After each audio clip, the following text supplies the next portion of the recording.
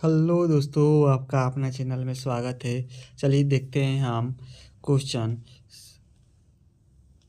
ठीक है, ये देखते हैं हम आरआरबी जेई के लिए, रेलवे के सभी एग्जाम के लिए। दोस्तों, एक नंबर क्वेश्चन है, किस आंदोलन के साथ महात्मा गांधी ने भारतीय राजनीति में प्रवेश किया? तो इसका हम पहले आंसर पढ़ लेंगे, इसका विस्तार से पढ़ेंगे, उसके बाद हम टिक करेंगे इसको। जैसे में है, यहाँ पे देखेंगे हम, महात्मा गांधी ने बिहार के चंपारण आंदोलन अप्रैल 1917 में किया था। साथ ही साथ ही सर्वप्रथम चंपारण के नील कृषकों की स्थिति में गांधी जी ने ये कोई दिलचस्पी नहीं ली, लेकिन राजकुमार शुक्ला के आग्रह पर इन्होंने वहाँ किसानों की स्थिति का जायजा लिया, वहाँ किसानों के दुर्दशा का क्या किया, विश्लेषण किया। तो राजनीति में कब प्रवेश किया महात्मा गांधी जी ने? बिहार के चंपारण आंदोलन इसका क्या हो जाएगा, सही आंसर हो जाएगा। कब प्रवेश किया? जब चंपारण आंदोलन हो रहा था तब क्या किया, प्रवेश किया। चलिए अगला क्वेश्चन है दोस्तों, निम्नलिखित शास्त्रों में से किस में राज्याभिषेक समारोह के विवरण का वर्णन किया गया? तो दोस्तों, इसका राइट आंसर क्या हो जाएगा, पहले इसका पढ़ेंगे और उसके बाद हम इसको टिक करेंगे। चलिए देखते हैं। जो ऋग्वेद प्राचीन भारतीय वैदिक स्रोतों के संग्रह है। ऐतरेय ब्राह्मण ऋग्वेद की एक शाखा या भाग है जिसका श्रेय महिदास ऐतरेय को दिया जाता है। किसको दिया जाता है? महिदास ऐतरेय को दिया जाता है। इसे 8 पंचिकाओं में बांटा गया है। अंतिम 2 पंचिकाओं में राज्याभिषेक समारोह की व्याख्या की गई है। तो दोस्तों, इसका क्या हो जाएगा, इसका राइट आंसर महर्षि ऐतरेय ब्राह्मण। कौन सा ब्राह्मण? महर्षि ऐतरेय ब्राह्मण, यानी 3 नंबर क्या हो जाएगा, सी ऑप्शन राइट आंसर हो जाएगा। अगला क्वेश्चन है, इसका भी आंसर पढ़ेंगे साथ ही। अगला क्वेश्चन है, ऋग्वेद सर्वाधिक बार किस नदी का वर्णन किया जाता है? ऋग्वेद में सर्वाधिक किस नदी का सबसे ज़्यादा बार वर्णन किया गया है? यहाँ से पढ़ लेंगे आप लोग।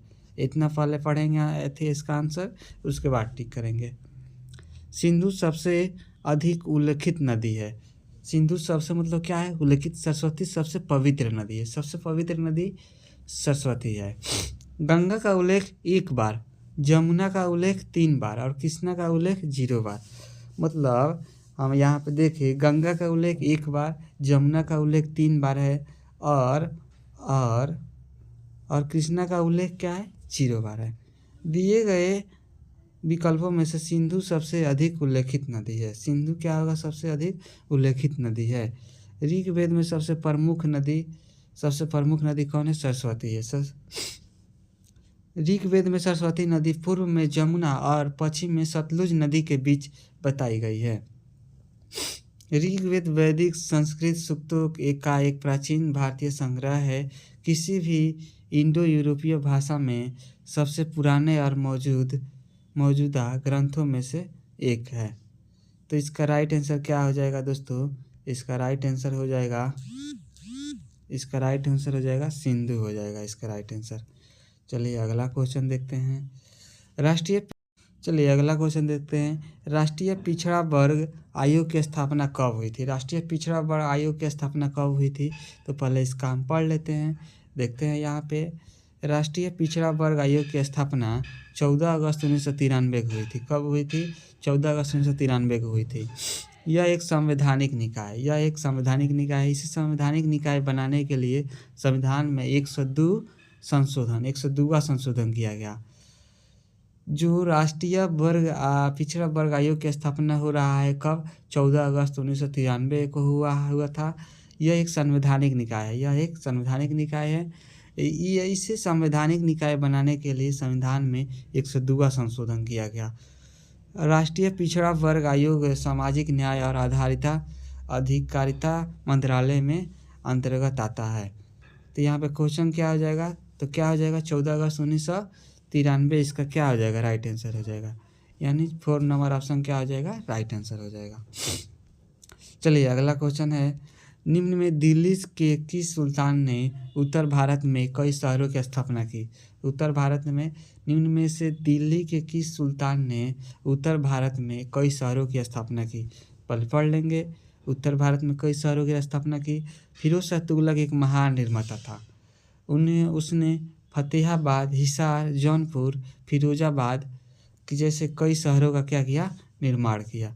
तो वह कौन था दोस्तों? फिरोज शाह तुगलक था। क्या हो जाएगा right answer? Option number 3। Chittorgarh में विजय स्तंभ का निर्माण किसने करवाया था?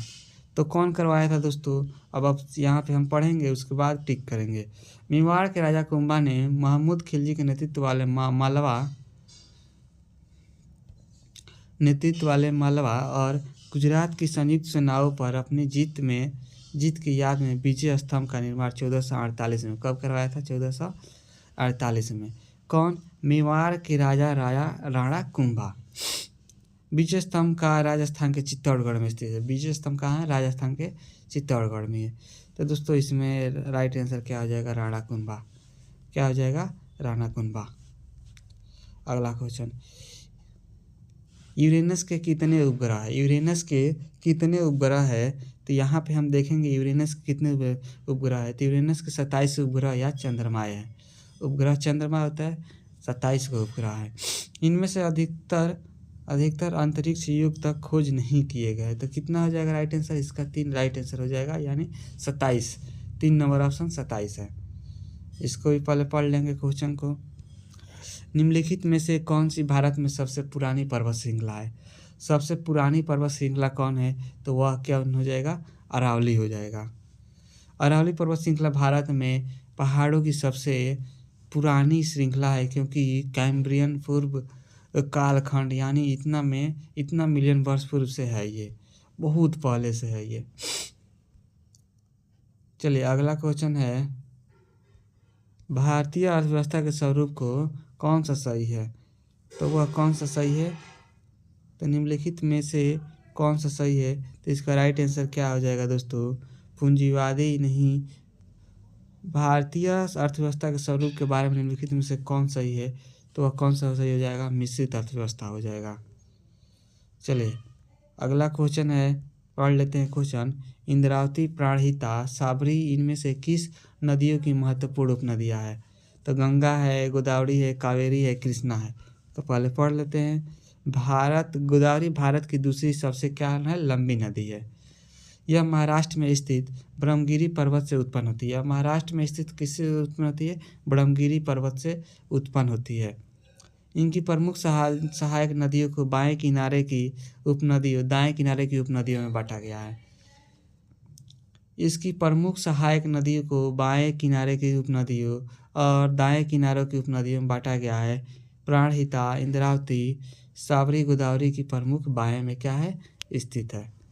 ठीक है, तो दोस्तों इसका राइट आंसर क्या हो जाएगा? इसका राइट आंसर हो जाएगा आपका गोदावरी हो जाएगा। राइट आंसर बी नंबर हो जाएगा इसका राइट आंसर।